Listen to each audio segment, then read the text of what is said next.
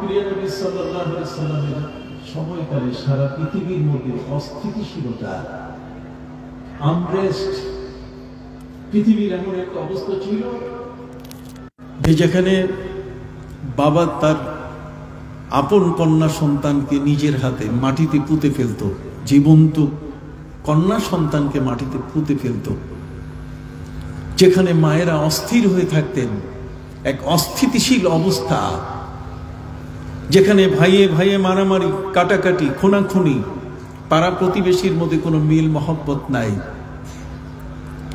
একটি যুদ্ধ বছরের পর বছর ধরে শত বছর পার হয়ে যেত, তাও সে যুদ্ধ থামত না। মানুষের মধ্যে কোনো মানবতা ছিল না, মনুষ্যত্ব ছিল না। কোনো মানুষ যদি কারো কাছে পাওনা রেখে, কারো ঋণ পরিশোধ না করে যদি মারা যায়, তাহলে সেই মানুষটাকে কবর থেকে তুলে লাঠি পেটা করা হতো। সম্মানিত শুধু যেখানে নারীরা ছিল একেবারে পশুর কাতারে, নারীদের কোনো মান মর্যাদা বলতে গেলে কিছু ছিল না। যেই সমাজের মধ্যে কোনো সামাজিক কোনো শান্তি ছিল না, রাষ্ট্রীয় কোনো শান্তি ছিল না, ব্যক্তি পরিবারের কোনো শান্তি ছিল না, যেখানে এই পৃথিবীতে ইহুদি এবং খ্রিস্টানের ঝগড়া চলছিল। ওয়াকালাতিল ইয়াহুদু লাইসাতিন নাসারা লা শাই, ইহুদিরা বলতো খ্রিস্টানরা কিছু না, ওয়াকালাতিন নাসারা লাইসাতিল ইয়াহুদু আলা শাই, আর খ্রিস্টানরা বলতো ইহুদিরা কিছু না। ইহুদি এবং খ্রিস্টানদের ঝগড়া এই পূর্বাঞ্চলে মাছের পূজা, গাছের পূজা, পাথরের পূজা, আর মক্কা নগরীতে যেখানে 360টি মূর্তির পূজা, এক পৃথিবী অস্থিতিশীল অবস্থায় ছিল। 600 বছরের দীর্ঘ সময় পর্যন্ত গোটা পৃথিবী এক অন্ধকারে নিমজ্জিত ছিল, অস্থির ছিল গোটা পৃথিবী, এক অস্থিতিশীল অবস্থা। সেই সময়কালে পণ্ডিত ছিলেন, সেই সময়কালে দার্শনিক ছিলেন, সেই সময়কালে ব্যবসায়ী ছিলেন, কিন্তু মানুষকে জেনা, বেবিচার, অন্যায়, অবিচার, পাপাচার, কামাচার থেকে মুক্ত রাখার জন্য তাদেরকে এর থেকে বিরত রাখার মতো কেউ ছিল না। সারা বিশ্বের অস্থিতিশীল এই অবস্থা থেকে আমাদের প্রিয় নবী সাল্লাল্লাহু আলাইহি ওয়াসাল্লামের শুভাগমন, জগতের মধ্যে তার এই শুভাগমন, জগতের মধ্যে তার ইসলাম প্রচারের মননশীল দৃষ্টিভঙ্গি, চিন্তা ভাবনা, তিনি গোটা পৃথিবীতে এমন এক শান্তির বার্তা দিলেন যে গোটা সমাজ থেকে, গোটা রাষ্ট্র থেকে, পরিবার থেকে, সারা বিশ্বের আনাচে কানাচে থেকে, সবখান থেকে অন্ধকার দূরীভূত হওয়া শুরু করলো। অতএব আমাদের প্রিয় নবী সাল্লাল্লাহু আলাইহি ওয়াসাল্লামের সময়কালে একটি অস্থিতিশীল পরিবেশ প্রায় 600 বছরের জগদ্দল পাথরের মতো চেপে বসেছিল। কোনো সামাজিক নিয়ম শৃঙ্খলা ছিল না। সেখানে মানুষে মানুষে যে মারামারি কাটাকাটি চলতো, নবী করিম সাল্লাল্লাহু আলাইহি ওয়াসাল্লাম এই অস্থিতিশীল পরিস্থিতিকে শান্ত করতে তার যৌবনকালেই তিনি হেলফুল ফুজুল, একটি শান্তি সংঘ তিনি প্রতিষ্ঠা করেছিলেন, যাতে করে সমাজের মধ্যে কেউ অনাচার করে পার না পায়, সমাজের মধ্যে কেউ যেন কোনো রকম অত্যাচার করে যেন পার পেয়ে না যায়, অন্যায়ভাবে কারো উপরে যেন আক্রমণ না হয়। তাহলে অন্যায়, আক্রমণ, অপরাধ, এই যাবতীয় কুকর্ম, এগুলোর থেকে একমাত্র আমাদের প্রিয় নবী সাল্লাল্লাহু আলাইহি ওয়াসাল্লাম তাদেরকে শান্তির পথ দেখিয়েছিলেন। তাদেরকে শান্তিময় পৃথিবী উপহার দেওয়ার জন্য তিনি তাদের ঘরে ঘরে, তিনি তাদের ওই সমস্ত পরিবেশে, এমনকি তাইফের ময়দানে আমাদের প্রিয় নবী সাল্লাল্লাহু আলাইহি ওয়াসাল্লামকে রক্তে লহুলাহা করে দেওয়া হয়েছে পাথর মেরে। তারপরও তিনি এই পৃথিবীকে স্থিতিশীল করার জন্য, অস্থিতিশীল পৃথিবীতে শান্তি সৃষ্টি করার জন্য তিনি তার জীবনকে উৎসর্গিত করেছেন। সুবহানাল্লাহ। সম্মানিত সুধী বন্ধুরা আমার, তিনি তাদের সামনে নিয়ে আসলেন মহাগ্রন্থ আল কোরআন, মহাগ্রন্থ আল কোরআনের আহ্বান তিনি তাদেরকে জানালেন। যেই কোরআন সারা বিশ্বের সকল মানবতার মুক্তির সনদ। এই কোরআনের বিকল্প পৃথিবীতে আর শান্তির কোনো গ্রন্থ নাই। সম্মানিত সুধী, 5টা বিষয়ে প্রিয় নবী সাল্লাল্লাহু আলাইহি ওয়াসাল্লাম অস্থিতিশীলতা থেকে পৃথিবীটাকে শান্ত করার জন্য, স্থির করার জন্য তিনি ব্যবস্থাপত্র দিলেন আল কোরআন দিয়ে। কন্যা সুবহানাল্লাহ। তার মধ্যে একটি হলো, পৃথিবীর মানুষের কাছে মানুষের কোনো মূল্য ছিল না। কাবিল হাবিলের ঘটনা থেকে পৃথিবীতে মানুষকে হত্যার ইতিহাস এত প্রাচীন। জগতের মধ্যে মানুষ যে কত বড়, মানুষের মর্যাদা কত বড়, মানুষের মর্যাদা বুঝতো না। নিজের হাতে মেয়ে, জীবন্ত মেয়েকে মাটিতে পুঁতে ফেলা, তার সেই মানুষটার কাছে মানুষের কি মূল্য আছে?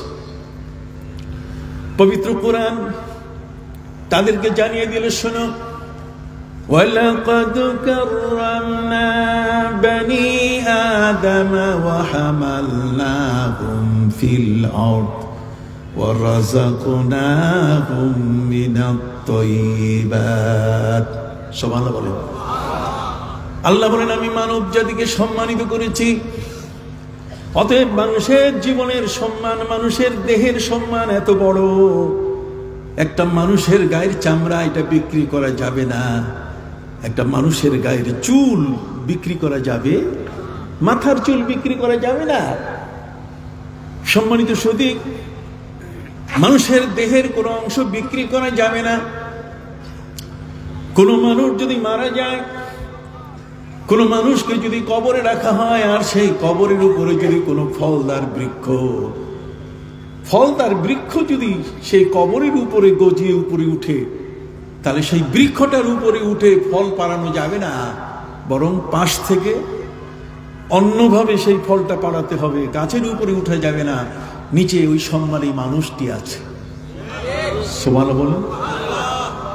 মানুষের সম্মান এত বড়। পবিত্র কোরআন মজিদে ঘোষিত হলো, মানব জাতি হলো পৃথিবীর শ্রেষ্ঠ জাতি। মানব জাতির সম্মান বোঝানোর জন্য আল্লাহ পাক রব্বুল আলামিন তিনি ফেরেশতাদের নির্দেশ দিয়ে দিলেন, তোমরা আদমের সিজদা করো। ফাসাজাদাল মালাইকাতু কুল্লুহুম আজমাউন।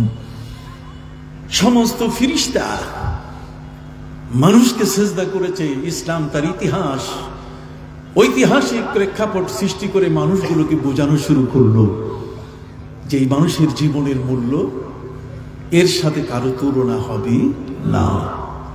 সুবহানাল্লাহ বলেন। আমার প্রিয় নবী সাল্লাল্লাহু আলাইহি ওয়াসাল্লাম মানুষের মর্যাদা এবং সম্মান বোঝাতে গিয়ে তিনি কাবা ঘরকে লক্ষ্য করে বললেন, ওয়াল্লাহি ইয়া কাবা, খোদার কসম হে কাবা ঘর, তুমি শুনে নাও, ইন্না হুরমাতাল মুমিন আফজাল মিনক। একজন ইমানদার ব্যক্তির মর্যাদা তোমার চেয়ে অনেক বেশি। মানুষের মর্যাদা। প্রিয় নবী সাল্লাল্লাহু আলাইহি সাল্লামের সামনে দিয়ে লাশ নিয়ে যাওয়া হচ্ছিল। প্রিয় নবী সাল্লাল্লাহু আলাইহি ওয়াসাল্লাম তিনি দাঁড়িয়ে গেলেন। সাহাবায়ে ইকরাম জিজ্ঞাসা করলেন, ইয়া রাসূলুল্লাহ, ইয়া হাবিবাল্লাহ, এটা তো একজন ইহুদির লাশ, আপনি ইহুদিকে সম্মান করে দাঁড়ালেন। আল্লাহর নবী সাল্লাল্লাহু আলাইহি ওয়াসাল্লাম তিনি বললেন, না রে, আমি ইহুদিকে সম্মান করার জন্য দাঁড়াই নাই, বরং একটা মানুষকে সম্মান করার জন্য আমি দাঁড়িয়েছি। মানুষের সম্মান এত বড়, মানুষের মর্যাদা এত বড়, পৃথিবীর মধ্যে আর কোন জাতি মানুষের এত সম্মান দেয় নাই। মানুষের এই সম্মান যেটা ইসলাম দিয়েছে, সারা বিশ্বের কোন ব্যক্তি, কোন ধর্ম, কোন রাষ্ট্রের কারো কাছে এই সম্মান মানুষ ততটুকু পায়নি যতটুকু ইসলাম দিয়েছে। সুবহানাল্লাহ। বরং মানুষের সম্মানকে ভুলুণ্ঠিত করা হয়েছে ইউরোপে। মানুষের মর্যাদার সেখানে কুকুরের মর্যাদা দেওয়া হয়েছে বেশি। জোরে বললে কিসের মর্যাদা? কুকুরের মর্যাদা। কেউ যদি মারা যায়, নিজের স্ত্রীর নামে, সন্তানের নামে তার জমি জমা, তার বাড়ি ঘর উইল করে যায় না, উইল করে কুত্তার নামে। কার নামে বলেন? কুত্তার নামে। আমি ইউরোপে দেখেছি, আমেরিকায় দেখেছি, একজন মহিলা তার বাচ্চাটার কোমরের মধ্যে রশি লাগাইয়া টেনে টেনে হেঁটে হেঁটে আনতেছে, আর কুত্তাটাকে নিজের কোলের মধ্যে রেখে বাচ্চাটাকে কোমরের মধ্যে রশি লাগাইয়া। আপনি কি আমার কথাগুলো বুঝতেছেন? নিজের আপন গর্ভজাত সন্তান, গর্ভ থেকে যে সন্তান এসছে, কত মায়ার, সেই সন্তানটার কোমরের মধ্যে ফিতা লাগাইয়া, রশি লাগাইয়া, বেল্ট লাগাইয়া এটাকে টেনে টেনে নিয়ে আসে, আর কুত্তাটাকে কোলের মধ্যে রাখে। তাহলে সম্মান বেশি দিচ্ছে কাকে? আপনারা সবাই বলেন না কাকে? কুকুরকে, কুত্তাকে। যে জাতি কুকুরকে সম্মান দেয় মানুষের চেয়ে। আমার নবী সাল্লাল্লাহু আলাইহি সাল্লাম তিনি দেখলেন মদিনা মুনাওয়ারায় গিয়ে মানুষ আর কুকুর এক থালার মধ্যে খাবার খাচ্ছে। মানুষ যেই পাত্রে খাচ্ছে, যেই থালায় খাবার খায়, কুকুরও সেই থালায় খাবার খায়। নবী করিম সাল্লাল্লাহু আলাইহি সাল্লাম তিনি এই কুকুরের থেকে সেই মানুষগুলোকে আলাদা করার জন্য তিনি নির্দেশ দিলেন। আমার রাসূলুল্লাহ সাল্লাল্লাহু আলাইহি সাল্লাম বিকাতলিল কিলাব, তিনি নির্দেশ দিলেন যে কুকুরকে হত্যা করো, নিধন করো, কুকুর রাখা যাবে না। আপনি কি সুবহানাল্লাহ বলবেন না? আমাকে একাডেমিক একটা আলোচনা দেওয়া হয়েছে। সম্মানিত সুধী, প্রিয় নবী সাল্লাল্লাহু আলাইহি ওয়াসাল্লাম কুকুরের থেকে মানুষের মর্যাদা যে আলাদা, এক পাত্রে খেতে পারে না, যে কারণে প্রিয় নবী সাল্লাল্লাহু আলাইহি সাল্লাম বলেন, ইজা ওয়ালাগাল কালবু ফি ইনাই আহাদিকুম ফালইয়াগসিলহু সাবআ মাররাতিন উলাহুন্না বিতুরাব। প্রিয় নবী সাল্লাল্লাহু আলাইহি সাল্লাম বলেন, তোমাদের পাত্রে যদি কুকুর মুখ রাখে, তোমাদের থালার মধ্যে যদি কুকুর মুখ রাখে, তাহলে সেই থালাটা 7 বার ধুইতে হবে। কয়বার? আপনারা একটু না বললে হবে না। কয়বার ধুইতে হবে? 7 বার। ওয়া উখরাহুন্না বিতুরাব, আর 7 বারের শেষবার মাটি দিয়ে মেজে ধুইতে হবে। কারণ এই কুকুর যদি কামড় দেয়, জলাতঙ্ক রোগ হয়। এটা মানুষ সে পোষ্য প্রাণী, মানুষ এটা পালন করে, কিন্তু তারপরও মানুষের স্বভাব কুকুরের এক হতে পারে না। এই জন্য প্রিয় নবী সাল্লাল্লাহু আলাইহি ওয়াসাল্লাম তিনি মদিনা মুনাওয়ারায় গিয়ে নির্দেশ দিয়েছিলেন যে কুকুর নিধন করো, কুকুর মারো। সম্মানিত সুধী বন্ধুরা আমার, কুকুরের সাথে যদি মানুষের জীবনের সম্পর্ক হয়, তাহলে লাভ কতটুকু, ক্ষতি কতটুকু। ভাইরা আমার, এক মহিলা, ইউরোপিয়ান মা যারা আছেন, তারা বাচ্চাকে সহজে দুধ পান করায় না। সেরিলাক, রেড কাউ, এই জাতীয় দুধ তাদেরকে ডানো ওইগুলো খাওয়ায়, বুকের দুধ খাওয়ায় না। এক সময় এক মা এই বাংলাদেশে সেই একই নিয়মে তার ছোট বাচ্চা জন্ম নিল, জন্ম নেওয়ার সাথে সাথে সেই বাচ্চাটাকে সে কুকুরের দুধ খাওয়ানো শুরু করলো। কুকুরের দুধ খাওয়াবার পরে একটা মানুষের হাতের মধ্যে যে নখ আছে, এই নখটা কিন্তু বিরাট নেয়ামত। ভাইরা আমার, বাবা আদম আলাইহিস সালাম এবং মা হাওয়া আলাইহিস সালাম দুইজনে মিলে তারা জান্নাতে অবস্থান করেছিলেন। নিষিদ্ধ গাছের ফল খাওয়ার কারণে তাদের গায়ের পোশাক সরে যায়। তারা এত সুন্দর ছিলেন বাবা আদম এবং মা হাওয়া, যে বাবা আদমের সামনে মা হাওয়া দাঁড়ালে আর কোনো মিরর, কোনো আয়না প্রয়োজন হতো না। বাবা আদমের দেহের মধ্যে মা হাওয়া তার পুরা চিত্র, পুরা ছবিটা দেখতে পেতেন। এত সুন্দর, সুবহানাল্লাহ বলেন। ঠিক এমনি করে বাবা আদম আলাইহিস সালাম মা হাওয়ার সামনে দাঁড়ালে তার পুরা ছবি তার দেহের মধ্যে দেখতে পেতেন। এত পরিষ্কার, এত সুন্দর ছিলেন, এত নিট এন্ড ক্লিন, আয়নার চেয়েও বেশি পরিষ্কার। কিন্তু ওই গন্ধম ফল খাওয়ার কারণে, নিষিদ্ধ গাছের ফল সেই গাছের কাছে যাওয়ার কারণে, ফল খাবার কারণে আল্লাহ পাক রব্বুল আলামিন তাদের চেহারাকে বিপন্ন করে দিলেন। শুধু ওই চেহারা কেমন ছিল, এটা রূপটাকে আল্লাহ রেখে দিয়েছেন নখের মধ্যে। কিসের মধ্যে? নখ। এই নখটা দেখলে যেমন পরিষ্কার, বাবা আদম এবং মা হাওয়া আলাইহিস সালাম তাদের গায়ের রং ছিল ঠিক এই নখের চেয়েও আরো পরিষ্কার। বাংলাদেশের ইউরোপিয়ান সেই মহিলা এসে কুকুরের দুধ যখন বাচ্চাকে খাওয়ানো শুরু করলো, আস্তে আস্তে এই নখগুলো কুকুরের নখের মতো হওয়া শুরু করলো। ওই নখ আর আগের মতো নাই। তার মুখ থেকে কুকুর যেমন ঘেউ ঘেউ করে, এই বাচ্চার মুখ থেকে ঘেউ ঘেউ আওয়াজ শুরু হলো। কথা কি বুঝতে পারছেন? অতএব সম্মানিত সুধী বন্ধুরা আমার, পৃথিবীর মধ্যে মানুষের মর্যাদা, মানুষের সম্মান কত বড়। একটি মানুষকে আল্লাহ পাক রব্বুল আলামিন এত বড় সম্মান দিয়েছেন। আমাদের প্রিয় নবী সাল্লাল্লাহু আলাইহি ওয়াসাল্লামকে আল্লাহ পাক রব্বুল আলামিন তিনি আরশের মেহমান বানিয়েছেন। আরশে আজিমে আমার নবীকে নিয়ে মানুষের মর্যাদা সমস্ত সৃষ্টিকুলের উপরে। সারা জগতের যত সৃষ্টি সব মানুষের অধীনে, মানুষ সবার উপরে। ওয়াফাদ্দালনাহুম আলা কাসীরিম মিম্মান খালাকনা তাফদীলা।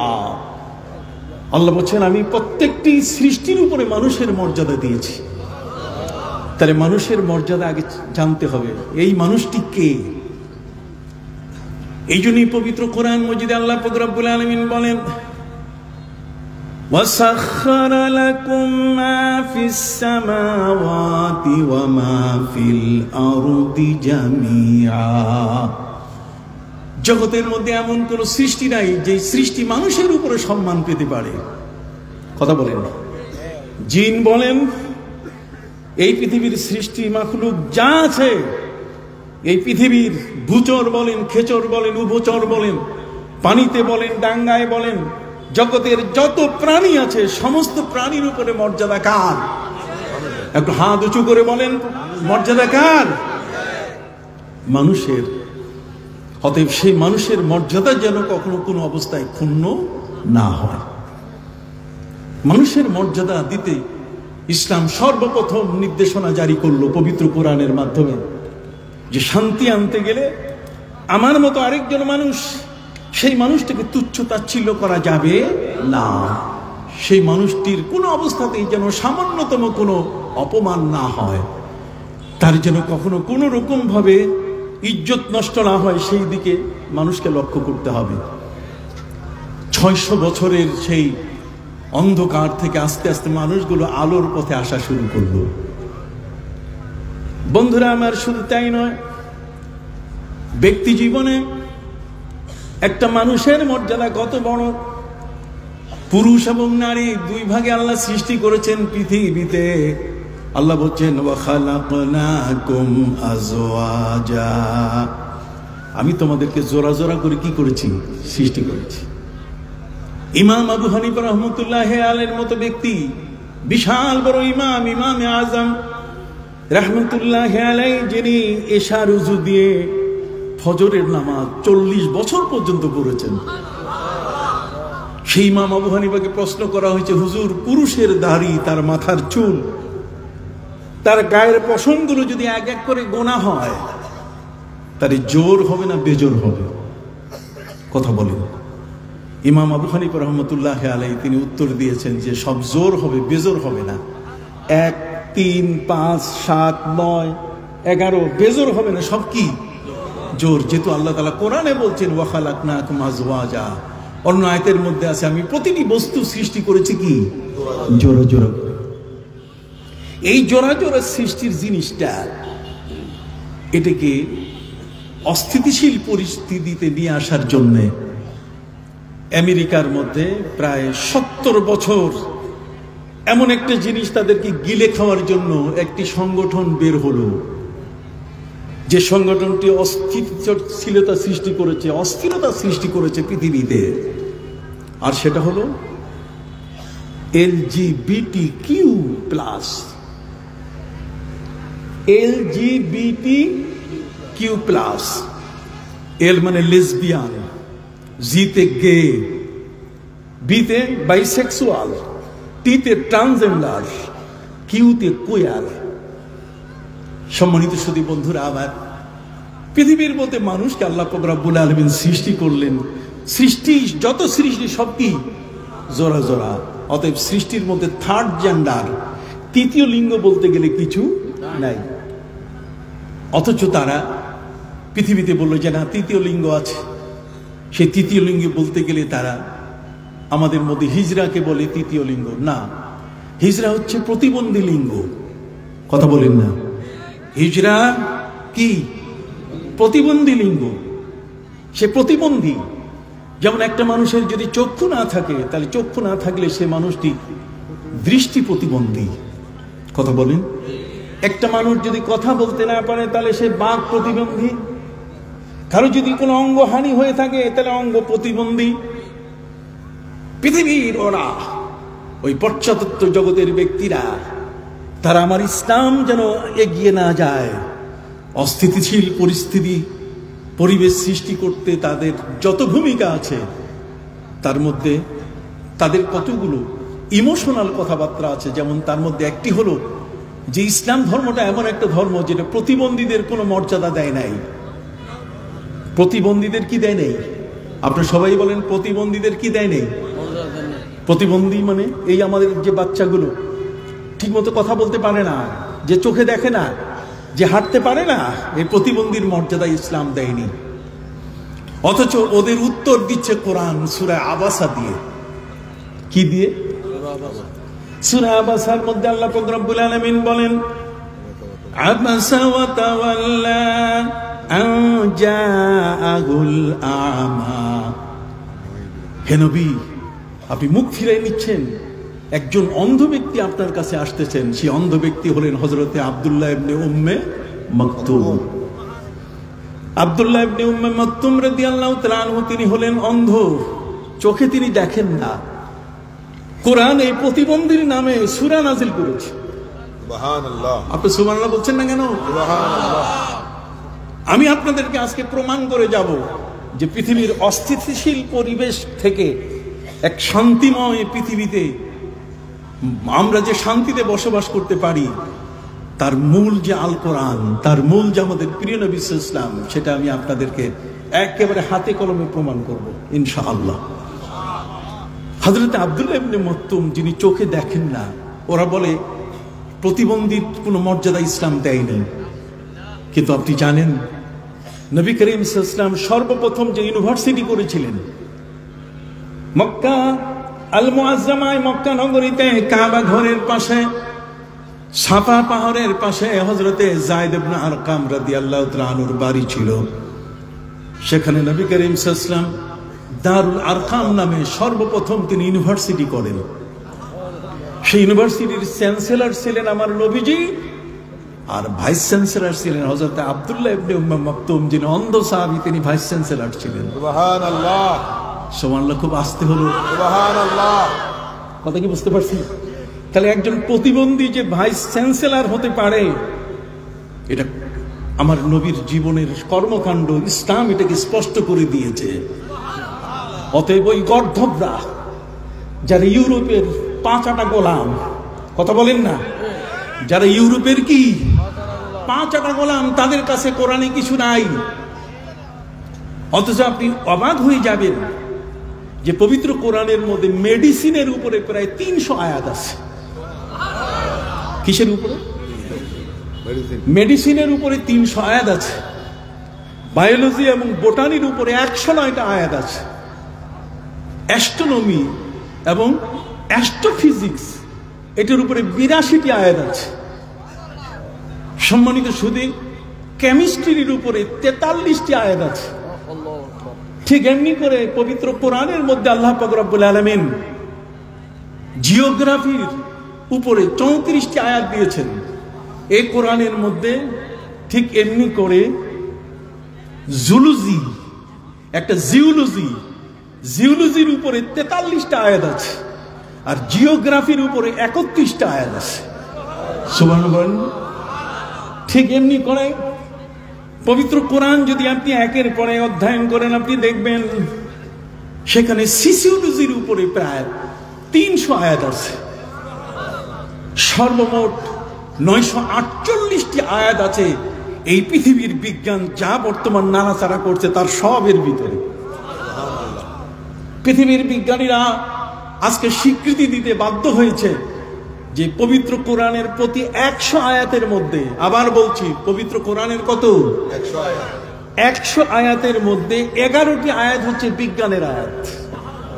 প্রতি 100 তাহলে 6666টি আয়াতের মধ্যে প্রায় 776টি হলো শুধু বিজ্ঞানের আলোচনা।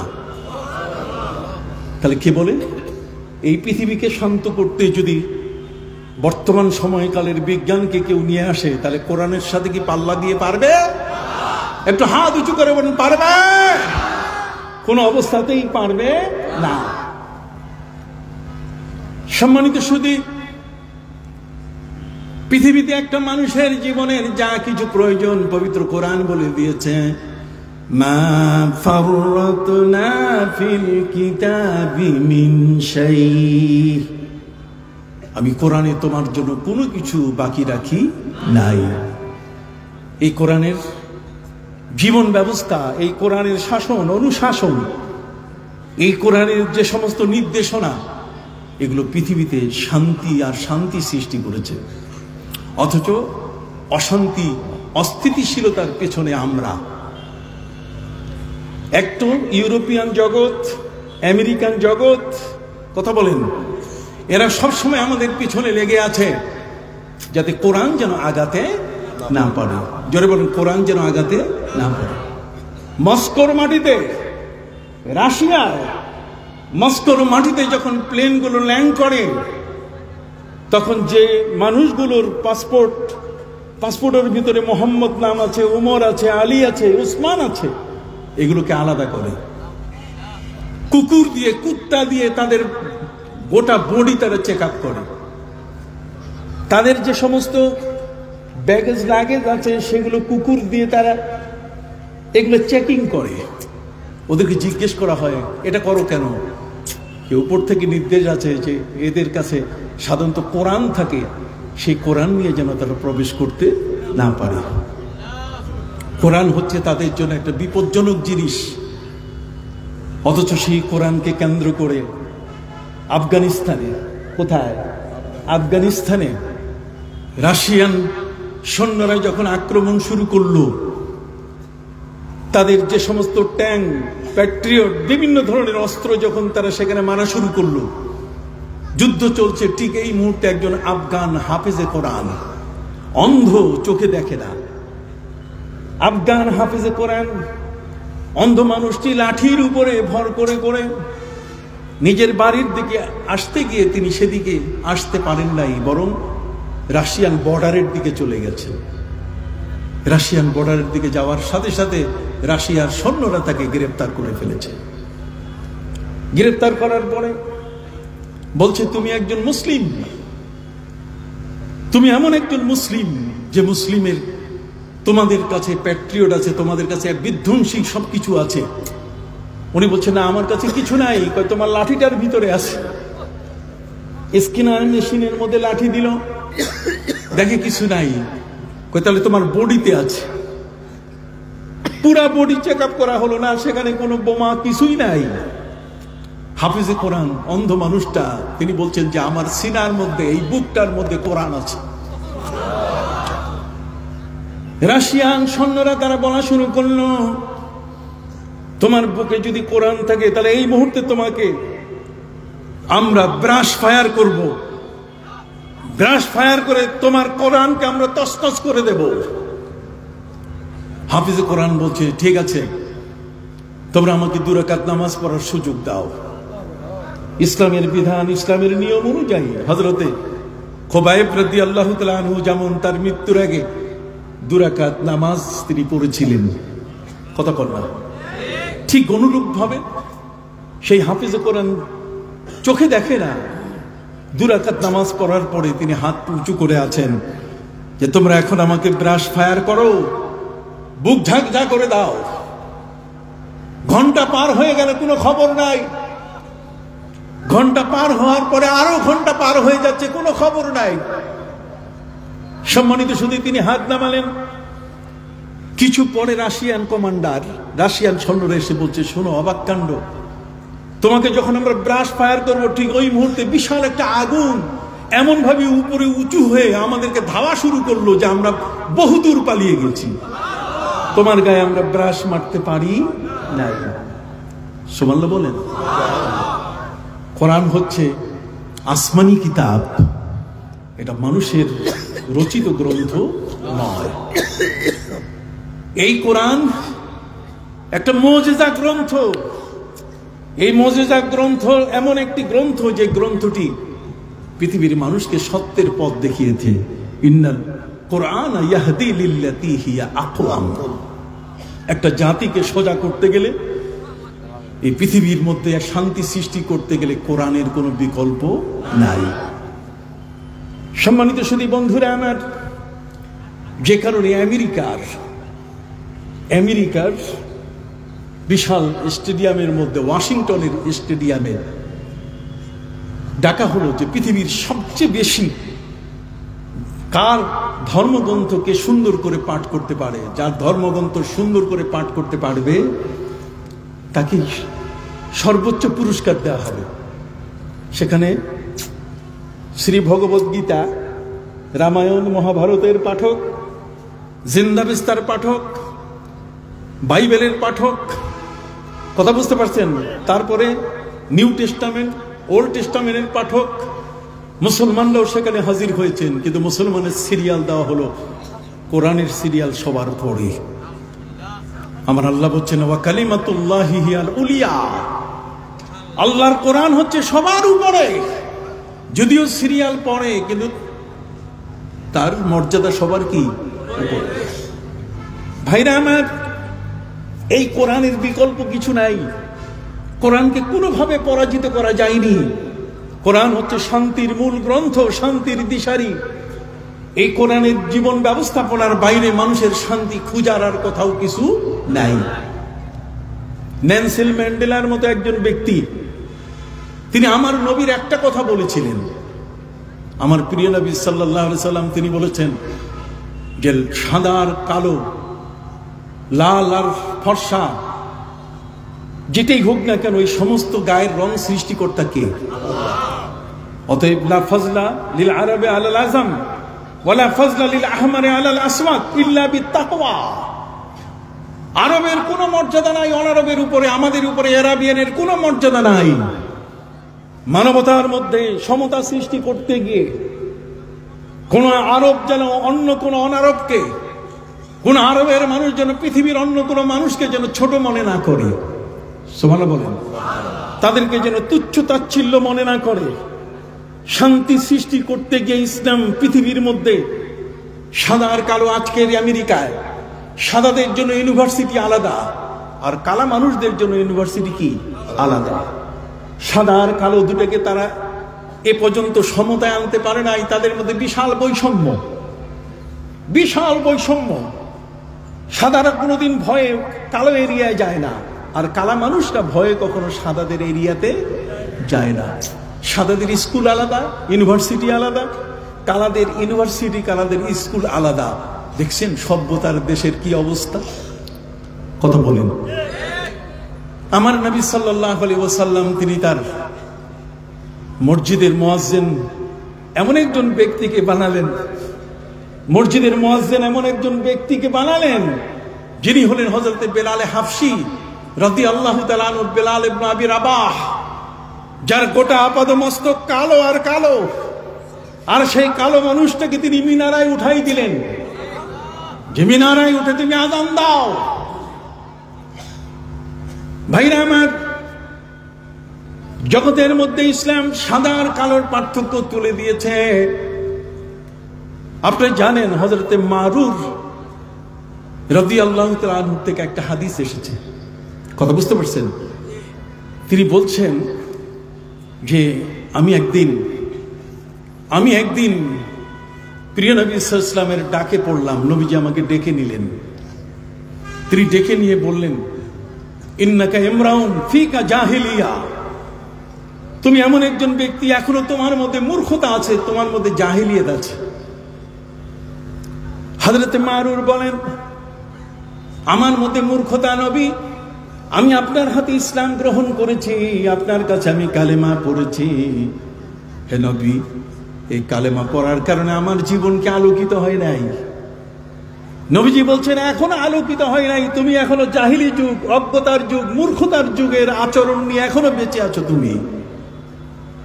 ইন্নাকা ইমরাউন ফিকা জাহিলিয়া, তোমার মধ্যে এখনো জাহিলিয়াত আছে। তখন তিনি বিষয়টা নবীজির কাছে জিজ্ঞেস করলেন যে হুজুর, আসলে আমি বুঝতেছি না যে আমার অপরাধটা কোন জায়গায়। নবী করিম সাল্লাল্লাহু আলাইহি ওয়াসাল্লাম বলছেন ইন্নাকা আইয়ারতাহু বিউম্মি, তুমি একজনকে তার মায়ের নামে গালি দিয়েছো, আর তার মায়ের নামে গালি দিয়েছে এই বলে কাইল্লার পো কাইল্লা। কথা বলেন না, আপনি কি আলোচনা শুনতেছেন? গালি দিছে কিভাবে? কাইল্লার পোলা কাইল্লা, তার মানে মা কালো ছেলেও কালো, তো কাইল্লার পো কি? কালো, কাইল্লা, কাইল্লার পো কাইল্লা। ইন্নাকা আইয়ারতাহু বিউম্মি, তুমি তাকে লজ্জা দিয়েছো, অপমান করেছো তার মাকে দিয়ে, অতএব এখনো তোমার মধ্যে জাহেলিয়াত আছে। এই কালো মায়ের সন্তান হিসেবে কাউকে গালি দেওয়া ইসলাম শিখায় না। ইসলামের নীতিতে, ইসলামের জীবন ব্যবস্থাপনা এই ধরনের কিছু নাই। উনি বুঝতে পারলেন, নবীজি বলছেন তুমি কাকে গালি দিয়েছো বলো। তখন উনি বললেন যে হুজুর, আমি বেলালকে গালি দিয়েছি। হযরত, জোরে বলেন কাকে গালি দিয়েছি?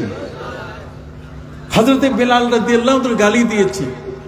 এখন তো মুশকিল, নবীজি বলছেন যে তুমি এখন জাহিলি যুগে আছো, আর আরেকজনকে তার মায়ের নামে গালি দিয়েছো, এই সবটাই বড় কঠিন ব্যাপার। হযরত মারুর তিনি দেখলেন যে হযরতে বেলাল আসতেছে, বেলালকে আসা দেখে রাস্তার মাঝখানে তিনি শুয়ে পড়লেন। মারুর সেখানে এসে আটকে গেলেন। আটকে যাওয়ার পরে তিনি জিজ্ঞেস করলেন, বেলাল ভাই তুমি একটু উঠো। হযরতে বেলাল বলছেন, না আমি উঠবো না যতক্ষণ পর্যন্ত তুমি আমাকে তোমার পা দিয়ে আমার গালে তুমি লাথি মারবে না। যতক্ষণ পর্যন্ত তুমি তোমার পা দিয়ে আমার গালে লাথি মারবে না, ততক্ষণ পর্যন্ত আমি উঠবো না। কেন? যে তাকবীর দেন।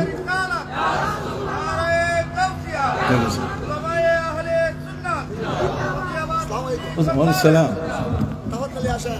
مرحبا مرحبا حياكم الله حياكم الله تفضل مرحبا للضيف الكريم تفضل হাজরিন, আলহামদুলিল্লাহ বর্তমান জামানার যিনি মুফতি আজম তিনি আমার পাশে। জোরে বলেন আলহামদুলিল্লাহ। আমরা কাছাকাছি, আমিও একটা কামিল মাদ্রাসার প্রিন্সিপাল ছিলাম, উনিও কামিল মাদ্রাসার প্রিন্সিপাল ছিলেন। কথা বুঝতে পারছেন? আমাদের মধ্যে যে মহাহৃদয়তা সেটা আপনার কল্পনাই করতে পারবেন না। আজকে ঐক্যের ডাকে আমরা এক হয়ে গেছি। জোরে বলেন, আমরা ঐক্যের ডাকে কি হয়েছি? এক। সুন্নিয়তকে ধ্বংস করার জন্য যারা আজকে মাজার ভাঙছে, সুন্নিয়তকে ধ্বংস করার জন্য যারা ওলিয়া উলিয়াদের আস্তানাগুলো গুড়িয়ে দিচ্ছে, এই মুহূর্তে সুন্নি জনতা কখনো চুপ থাকতে পারে না। আমরা কোন অবস্থাতে, আমরা নবী প্রেমিক। এই সমস্ত মাজার ওলিয়া উলিয়াদের এখানে মিলাদ হয়, কিয়াম হয়, নবীর আশিকানরা সেখানে যান। কবর জিয়ারত নিষিদ্ধ নয়, কিন্তু ওরা আমাদের নামে বদনাম করে আমরা মাজার পূজারী, মিথ্যুক। জোরে বলুন না কি? মিথ্যুক। ওরা আমাদের অবস্থান জানে না। ওরা আজ পর্যন্ত কোনো ভিডিও আমাদের দেখাতে পারবে না যে আমরা কোনো কবরে গিয়ে সেজদা করেছি। এই ধরনের দুষ্ট দুরাচার আজ আমাদের এই জমিনে অস্থিতিশীল অবস্থা সৃষ্টি করেছে। আমাদের আহলুস সুন্নাহ ওয়াল জামাত যদি না থাকে, তাহলে ওই দুষ্ট দুরাচার তার বক্তব্যে বলল যে আমি তাফসীর করতেছি চট্টগ্রামের লালদিঘি এই ময়দানে এখানে, আর নবীজি যদি পাশ দিয়ে হেঁটে যেতেন তাহলে আমার তাফসীর শোনার জন্য বসে যেতেন। আপনি কত বড় বেয়াদব, কত বড় বেয়াদব! এদেরকে আমরা এখন প্রাধান্য দিচ্ছি, এদের ওয়াজ শোনার জন্য লক্ষ মানুষ তাদের সামনে উপস্থিত। আপনি জানেন আমি একজন ফাইটার মানুষ, কোন অবস্থাতে এদেরকে ছাড় দেওয়ার কোন সুযোগ আমাদের নাই। তাদের বক্তব্যে আসে যে নামাজ পড়ে জান্নাতে যাবে কেউ, এটা কোরআনে আমি কোথাও পাই নেই, হাদিসেও পাই নেই। মানুষগুলোকে নামাজ থেকে বিমুখ করার জন্য, নামাজকে গুরুত্বহীন করার জন্য, যেখানে 82 বার পবিত্র কোরআনে নামাজের এই বিশাল আযান এসেছে, ডাক এসেছে, আলোচনা এসেছে, সেটাকে গুরুত্বহীন করার জন্য এই সমস্ত কথাবার্তা। আপনি কথা কি বুঝতে পারছেন? আমি নাম ধরে বলতে চাই না, আমি এতটুকু আপনাদেরকে বলতে চাই, এই ফাতেহাবাদের সুন্নি কনফারেন্স এটা চালিয়ে যাবেন 44 বছর নয়, কিয়ামতের আগ পর্যন্ত। এই দেশে, এই অঞ্চলে শুধু নয়, সারা বাংলাদেশের মধ্যে সুন্নিয়তকে ধরে রাখার একটা বড় ধরনের কনফারেন্স। কথা বুঝতে পারছেন? এই জন্য আপনাদের খেদমতে আরজ করতে চাই যে পৃথিবীতে অস্থিতিশীলতা কত প্রকার। আজ ফতোয়া দেওয়া হচ্ছে যে স্বামী নামাজ পড়ে, স্ত্রী নামাজ পড়ে না। স্বামী 5 ওয়াক্তের নামাজ পড়লো, স্ত্রী 3 ওয়াক্তের নামাজ পড়লো, 2 ওয়াক্তের নামাজ পড়তে পারে নাই, কাজে স্ত্রী তালাক। কি আজব আজব কথাবার্তা! এই গাঁজাখোররা কি কথা বলে! এদের বক্তব্য শুনে আমরা অবাক হয়ে যাই, অ্যাস্টনিশড হয়ে যাই, যে এরা কি বলতেছে আজকে। যা হোক, আমি আপনাদের সম্মুখে বলতেছিলাম, নবী করিম সাল্লাল্লাহু আলাইহি ওয়াসাল্লাম বলেন, আইয়ারতাহু বিউম্মি, তুমি তাকে তার মায়ের নামে গালি দিয়েছো, তার মানে কাল্লার পো কাল্লা। কালোকে কালো বলার, কালো বলে তাকে কষ্ট দেওয়ার ইসলাম আমাদেরকে শিক্ষা দেয় না। অথচ আমেরিকার মধ্যে সেখানে কালোরা কালোই হয়ে আছে, সাদারা সাদাই হয়ে আছে, সাদা আর কালো একসাথে মিশে না। আর আমার নবী সাল্লাল্লাহু আলাইহি ওয়াসাল্লাম তিনি হযরতে বেলালকে মিনারায় উঠাই দিয়ে বললেন, তুমি আজান দাও, তোমার আজানের ডাকে দৌড়িয়ে আসবে সব মানুষ। কথা কি বুঝতে পারছেন? কি আজব আজব কথাবার্তা তারা বলে যে কিয়ামতের আগে নাকি মসজিদে নববীতে কুত্তা পেশাব করবে। হুজুর কোথায় যাবো? আমি সহ্য করতে পারতেছি, আমার জন্য বড় কঠিন হয়ে গেছে সহ্য করা এই সমস্ত কথাবার্তা, যে কিয়ামতের আগে কুত্তায় মসজিদে নববীতে কি করবে? পেশাব করবে। নাউযুবিল্লাহি মিন যালিক। এই যে তওবা সকাল বিকাল, এরা বেশ কিছু বলার পরে তওবা করে, আবার যেই কি সেই হয়ে যায়। বড় দুঃখজনক ঘটনা। তাহলে অস্থিরতা কে তৈরি করেছে? অস্থিরতা তারা তৈরি করেছে। আজকে আহলে হাদিস এত বড় অস্থিরতা সৃষ্টি করেছে যেটা কল্পনাই করা যায় না, যে আজকের এই সুন্নি আলেমরা বেঁচে থাকার কারণে ওরা দাঁত বসাতে পারতেছে না। কাজে এই মুহূর্তে সুন্নি আলেমদের পীর যার যার, সুন্নিয়ত কি সবার। আবার বলেন, পীর যার যার, সুন্নিয়ত কি সবার। এই সমস্ত আলেম আমাদের, এরা মারজা, এরা আমাদের একমাত্র জায়গা, তাদের কাছেই আমরা যাব, তাদের দিক নির্দেশনা আমরা মেনে চলব। কথা কি বুঝতে পেরেছেন? অতএব পৃথিবীর এই অস্থির এবং অস্থিতিশীল অবস্থা আমাদের প্রিয় নবী সাল্লাল্লাহু আলাইহি ওয়াসাল্লামের সময়কালে ছিল, কিন্তু নবীজি সব অস্থিতিশীল পরিবেশ দূর করে দিয়ে শান্তি প্রতিষ্ঠা করেছিলেন। তিনি সাদা আর কালোর মধ্যে পার্থক্য তুলে দিয়েছিলেন। নেলসন ম্যান্ডেলা তিনি বলেছিলেন সাদা আর কালোর মধ্যে কোনো পার্থক্য থাকবে না। এই কথা বলার কারণে 27 বছর তাকে জেলে থাকতে হয়েছে। তো সে একটা কথা বলার কারণে জেলে ছিল, একটা ভালো কথা বলার কারণে আজকে সেটাকে মূল্যায়ন করা হচ্ছে। আর আমার নবী সাল্লাল্লাহু আলাইহি ওয়াসাল্লাম তিনি তো কোটি কোটি কথা বলেছেন, যার কারণে ওই রোমান সম্রাট হেরাক্লিয়াস সে আমার নবী সাল্লাল্লাহু আলাইহি ওয়াসাল্লাম সম্পর্কে বলেছে, যদি এই হেমসের পার্লামেন্ট থেকে প্রিয় নবী সাল্লাল্লাহু আলাইহি ওয়াসাল্লামের দরবারে যাওয়ার আমার সুযোগ থাকতো, লাওয়াসালতু ইলাই লাগাসালতু আলা কাদামাই, তাহলে আমি নিজে হাতে পানি ঢেলে ঢেলে নবীজির কদম মোবারক ধুয়ে দিতাম। সুবহানাল্লাহ। কথা বুঝতে পারছেন? বাইজেন্টাইন সম্রাট, সেই রোমান সম্রাট হেরাক্লিয়াস পর্যন্ত আমার নবীর কদম মোবারক ধুয়ে দিতে চেয়েছে। পৃথিবীর শান্তি প্রতিষ্ঠার ক্ষেত্রে আমার নবী সাল্লাল্লাহু আলাইহি ওয়াসাল্লাম কারোর সাথে কোনো কম্প্রোমাইজ করেন নাই। যত ধরনের অস্থিরতা, এটা যেমন দূর হয়েছে, সেই অস্থিরতায় বর্তমান সারা পৃথিবী। আজকে কুয়েত, কাতার, সৌদি আরব সহ সেখানে রাজতন্ত্র। এখানে ইসলামের চিন্তাধারা আপনি প্রতিষ্ঠিত করার কোনো সুযোগ নাই। কথা বলেন না? ইন্দোনেশিয়া সহ আমরা হয়ে গেছি ধর্ম নিরপেক্ষ। কথা বলেন না? ঠিক অনুরূপ ভাবে আল জাজিরা, আলবেনিয়া এবং আল জাজিরার মধ্যে সেখানে সমাজতন্ত্র মতবাদ। অথচ 57টি মুসলিম দেশের মধ্যে আজকের যদি আমাদের ঐক্য থাকতো, কথা বলেন না, ওয়াইসি যদি সত্যিকার অর্থে সেই আমাদের মধ্যে ঐক্য সৃষ্টি করতে পারত, তাহলে আজকে ইসরায়েলিদের হাতে আমার এত মুসলিম ভাই বোন ফিলিস্তিনিরা মারা যেত না। আজকে পাশের মায়ানমার আমাদেরকে ভয় পেত। লক্ষ লক্ষ মানুষকে তারা হত্যা করেছে কঠিনভাবে উলঙ্গ করে। কথা বলেন। আজকে থাইল্যান্ডের মুসলিম যাদের নাম পাতানি, থাইল্যান্ডের পাতানি মুসলিম, ফিলিপাইনের মোরো মুসলিম এই পৃথিবীর নানা নির্যাতনের শিকার। কথা বল না? আজ আমাদের বাবরি মসজিদ ভেঙে ফেলা হলো। ঠিক এমনি করে পৃথিবীর মধ্যে অশান্তি সৃষ্টি করতে খোদ দেশের মধ্যে কত ধরনের অস্থির পরিবেশ সৃষ্টি করার জন্য অপচেষ্টা চলছে। এই একটি জায়গায় শান্তি আনতে গেলে কোরআন এবং প্রিয় নবী সাল্লাল্লাহু আলাইহি ওয়াসাল্লাম ছাড়া আর সম্ভব নয়।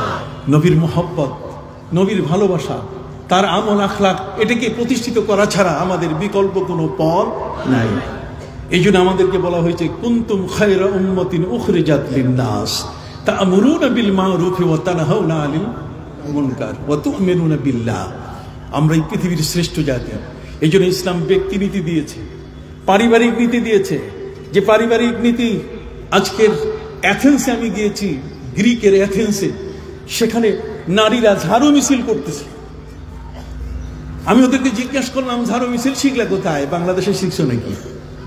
ঝাড়ু মিছিল পাইলা কোথায়? বা ঝাড়ু মিছিল এটা এ কারণে আমরা করছি, যেখানে প্লেটো আমাদেরকে একটা দর্শন দিয়েছে।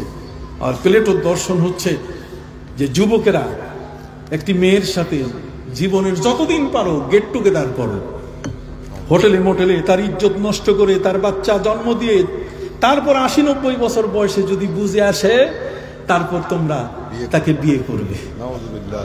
এই যে জেনার সন্তান পৃথিবীর মধ্যে বর্তমান সময়কালে ইউরোপের প্রায় 56টি দেশে 70% সন্তানই জারজ সন্তান জন্ম নিচ্ছে। আজ আমরা ওদেরই আইন প্রতিষ্ঠা করছি, ওদেরই চিন্তাধারা আমরা প্রতিষ্ঠা করছি, যেটা আল্লামা ইকবাল বলেছেন। আল্লামা ইকবাল বলেছেন, উन्हीं की महफिल सजा रहा हो चिराग मेरी है रात उनकी, उन्हीं की मतलब कहा रहा हो ज़बां मेरी है बात उनकी, ज़बां मेरी है बात उनकी। আমার বাতি জ্বলতেছে আর সভা করতেছে ওরা, আমার জিহ্বাটাকে ব্যবহার করে ওদের কথাগুলো আমার মুখ থেকে বের করতেছে। আমি মুসলমান, আমি আমার নবীর আদর্শ থেকে বিচ্যুত হয়ে গেছে। কথা কি বুঝতে পারছেন বাবা? এই জন্য সম্মানিত সুধী, এই অস্থিতিশীল পরিবেশ থেকে, পরিস্থিতি থেকে আমাদেরকে বাঁচতে গেলে একমাত্র শান্তি দিতে পারে কি? কোরআন। কোরআন সামাজিক শান্তি দিয়েছে। কোরআন বলে দিয়েছে, খবরদার লা তুফসিদু ফিল আরদ, এই জমিনের উপরে কোনো বিপর্যয় সৃষ্টি করো না, কোন অবস্থাতেই না। ইন্নামা জাযাউল লাযিনা ইউহারিবুনাল্লাহ ওয়া রাসূলা, যদি কেউ পৃথিবীর মধ্যে অশান্তি সৃষ্টি করে, আইয়ুকাত্তালু, তাকে হত্যা করতে হবে, আও ইউসাল্লাবু, নালে শুলিতে চড়াতে হবে। কথা বল না। আও তুকাত্তা আইদিহিম ওয়া আরজুলহুম মিন খিলাফ, অথবা এক পা আর এক হাত আলাদাভাবে, ডাইন হাত কাটলে বাম হাত কেটে দিতে হবে। চোরের হাত কাটা হয় একটা। আর যারা সন্ত্রাস সৃষ্টি করে, সমাজের মানুষের শান্তি নষ্ট করে, অস্থিরতা সৃষ্টি করে, তাদের এক হাত আরেক পা কাটতে হবে। আপনি কথা কি বুঝতে পারছেন? এই বিধানগুলো যখন পুরো সমাজের মধ্যে চালু হবে, শান্তি আসবে। কিন্তু সেই বিধান আজকে মুসলিম 57টি দেশের একটিতেও কি নাই। তার মধ্যে আমরা দ্বন্দ্বের মধ্যে আছি, কে নাভির নিচে হাত বাঁধবো আর কে বুকে হাত বাঁধবো। কতক্ষণ না আলবানির ফতোয়া চালু হয়ে গেছে। আজ আমাদের মধ্যে আমাদের মসজিদের নাম তারা পরিবর্তন করে দিচ্ছে, ওরা নিজেরা নিজেদের নামে মসজিদ বানাচ্ছে, আমাদেরকে তারা মুশরিকের খাতায় নাম লিখিয়ে এক অস্থিতিশীল পরিস্থিতি সৃষ্টি করেছে। এই সময়কালে বর্তমান চাহিদা যেটা, সেটা হলো বাংলাদেশের সমস্ত সুন্নি আলিম ওলামা এবং মুসলমানদের এক হতে হবে। আপনার হাতের সাথে হাত দিয়ে এক হতে চান কিনা? জোরে বলেন, চান কিনা? ওয়াতাসিমু বিহাবলিল্লাহি জামিআন ওয়া লা তাফাররাকু। আর এখন লড়াই করে, আর এখন একজন আরেকজনের গীবত করে আলাদা হওয়ার কোনো সুযোগ। ছোট ছোট মাসলাগুলো জায়গা মতো রেখে দিয়ে বৃহত্তর ছাত্রে আসেন, আমরা সুন্নিরা যেন এক হয়ে যাই। না হলে কিন্তু ওই যে কিছুক্ষণ আগে উনি বলে গেলেন, এখন শেরপুরের ওই মুর্শিদপুরের দরবার, সেখানে আক্রমণ হয়েছে, আর আপনারটা হবে না আগামীতে। আপনি অপেক্ষা করেন, আপনারটাও কি হবে। আপনি মনে করেছেন কি যে আপনার পাগড়িতে আগুন লাগে নাই? আপনি লাগছেন, পাগড়ি লম্বা, ওই যে শ্যামলাটা লম্বা যেটা পিঠে ঝুলে থাকে, কিন্তু ওটা মাথা পর্যন্ত আসতে আর বেশি সময় লাগবে না, সব পুরাই ফেলে। এই জন্য আমি আর আলোচনা দীর্ঘায়িত করছি না। হুজুর এখানে চলে এসছেন, মুফতি আজম আল্লামা ওসিউর রহমান সাহেব মদ্দুজুল্লাহ আলী, তিনি আমার কলিজার টুকরা, অনেক শ্রদ্ধার মানুষ। আজকে আমি তাকে সামনে রেখে আপনাদের কাছে বলতে চাই, আমরা সুন্নিয়তের ঐক্য চাই কিনা? আবার বলেন, চাই কিনা? এই সমস্ত আলেমদেরকে সামনে রেখে আমরা আমাদের সামনের ভবিষ্যৎকে গড়তে চাই কিনা? ইনশাআল্লাহ কোরআনের জীবন ব্যবস্থাপনায় প্রিয় নবীজির আদর্শ এবং আখলাকে আমাদের সমাজ গড়ে উঠবে এবং সকল অস্থিরতা দূর হয়ে যাবে। এই আহ্বান রেখে আজকের মতো এখানে শেষ করছি। আসসালামু আলাইকুম ওয়া রাহমাতুল্লাহি ওয়া বারাকাতুহু।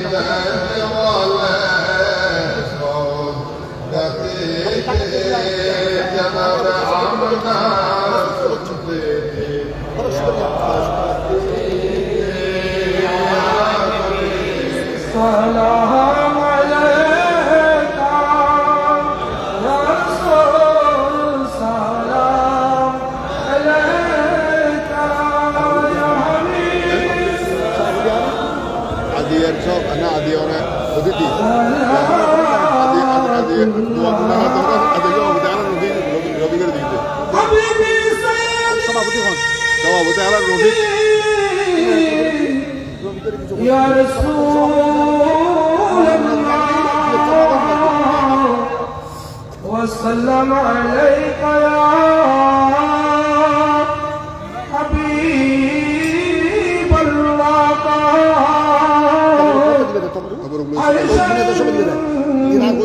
شاه مدينة رحمتك حزينة رحمة للعالمين يا شفيع المذنبين نبينا نبي سلام يا رسول سلام يا حبيب سلام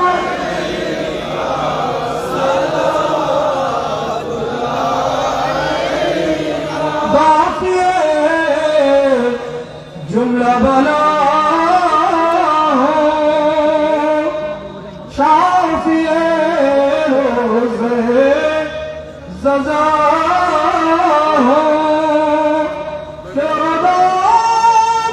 مشکل سے نہیں ہے جب نبی مشکل کشا ہو یا نبی سلام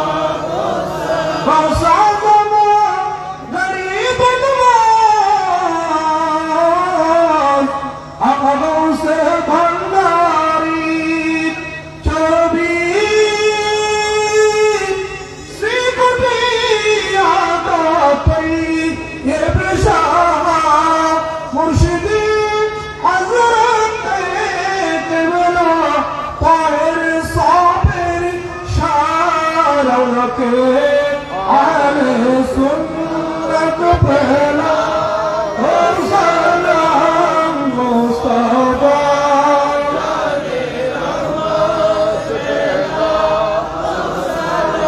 हम शमेर में मुज़हमत का खुद से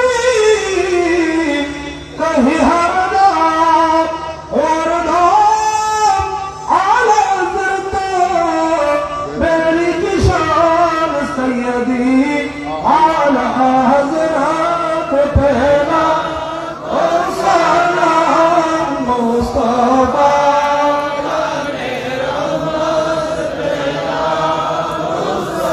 हम शमेर में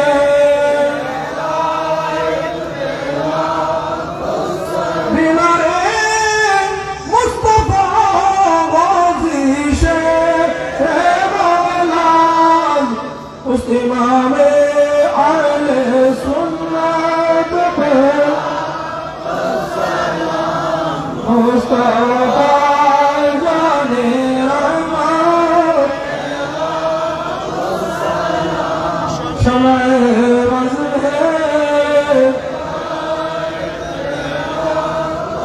कामिलाने तरीक़त पे कामिल दरूद हमलाने शरीयत पहला हो सलाम मुस्तफा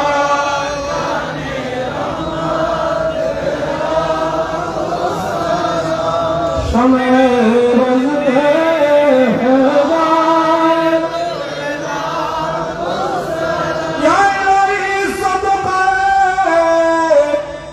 सबसे गुंबीद रसूल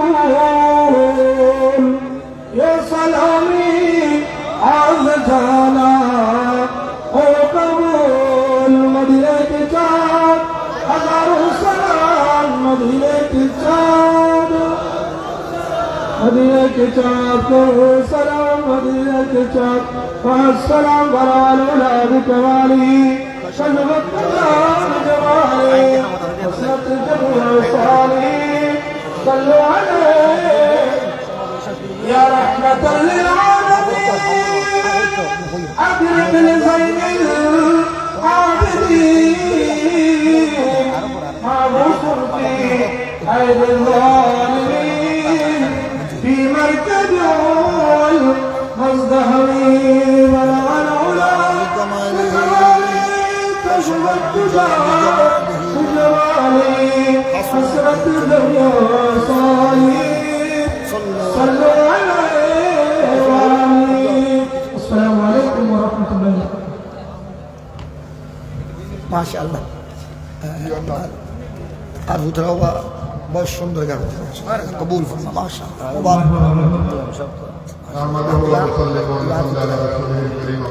हर जमान में সম্মানিত উপস্থিতি আপনাদের প্রত্যেকের শুকরিয়া আদায় করি আল্লাহ সুবহানাহু ওয়া তাআলা এই পথে আমাদের জমিনের মধ্যে ধারাবাহিকভাবে ৪৬তম ঈদে মিলাদুন নবী সাল্লাল্লাহু আলাইহি ওয়াসাল্লামের এই নুরানি মাহফিল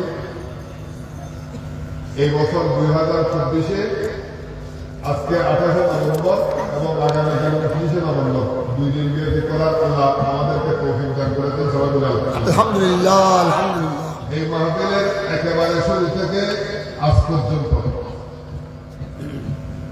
যারা আমাদেরকে বিভিন্নভাবে সহযোগিতা করেছেন, কেউ দুনিয়াতে আছে, কেউ দুনিয়া থেকে চলে গেছেন, প্রত্যেকের খিদমতকে, প্রত্যেকের সাহায্য সহযোগিতাকে সশ্রদ্ধ চিত্তে স্মরণ করছি। আল্লাহ সুবহানাহু ওয়া তাআলা যারা দুনিয়াতে আছেন, যারা দুনিয়া থেকে বিদায় নিয়েছেন, প্রত্যেককে উত্তম জনদান করে সবাই বলে আমিন। প্রিয় উপস্থিতি, আপনারা জানেন এই মাহফিলের গোড়াপত্তনে যিনি আমাদেরকে সর্বতভাবে সহযোগিতা করে, যার জিন্দা কেরামত হিসেবে এখনো পর্যন্ত এই মাহফিল দাঁড়িয়ে আছে। কোন এলাকায় একটা মাহফিল হয়, কিছুদিন পরে এটা সীমিত হয়ে যাবে, বন্ধ হয়ে যাবে। এটা আমি মনে করি সমস্ত আকাবেরিন আহলে সুন্নাত ওয়াল জামাত আমাদের মাযহাব এবং আহলে সুন্নাত ওয়াল জামাতের যত আকাবির, ওনারা হক, ওনারা হক, ওনারা হক। ওনাদের ন্যাক দোয়ার সাদকায় এই মাহফিল এই জমিনের মধ্যে এখনো বিদ্যমান আছে, আলহামদুলিল্লাহ। বিশেষ করে যাকে স্মরণ না করলে পারি না, যার কথা বললে অন্তর কেঁদে উঠে, যার কাছে নিয়ে সর্বতভাবে আমরা মানে বসে থাকতাম, উনি আমাদেরকে বিভিন্ন দিক নির্দেশনা দিতেন। বিশেষ করে এখনো বেঁচে আছেন, এখন আল্লাহ রাব্বুল আলামিন যিনি মাহফিলের এই কমিটির যিনি দায়িত্বের মধ্যে মানে সভাপতির দায়িত্বের মধ্যে আছেন জনাব আনোয়ারুল আলম সাহেব, আমার মামা। মাহফিলের এই সেক্রেটারি জেনারেল জনাব আলী ফারুক চৌধুরী, যিনি এখন উনি সার্বিকভাবে তদারকি করেন, সেক্রেটারির দায়িত্ব আমাদের জসিমকে প্রদান করা হয়েছে। ওনারা সহ আমরা সহ হুজুর ফকিহ বাঙ্গাল আমি